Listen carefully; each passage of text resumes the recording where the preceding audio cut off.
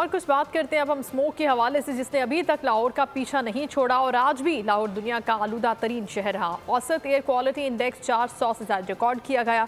फ़ज़ाई आलूदगी के बायस शहरियों की सेहत भी बुरी तरह मुतासर हो रही है। लाहौर इस वक्त गाड़ियों, बसों, रिक्शे और वैगनों का शहर बन गया है। मज़ीद जानते हैं जाफर बिन यार से।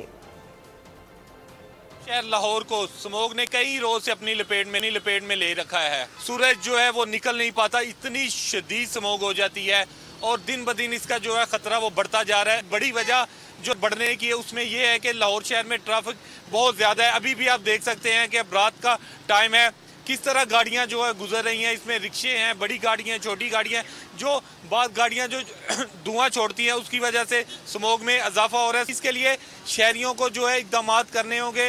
हुकूमत की जानिब से इकदाम किए जा रहे हैं, उस पर अमल करवाया जा रहा है, लेकिन ज़्यादा अमल और ये जब तक शहरी इस पर अमल नहीं करते उस वक्त तक इससे महफूज नहीं रहा जा सकता, बचा नहीं जा सकता।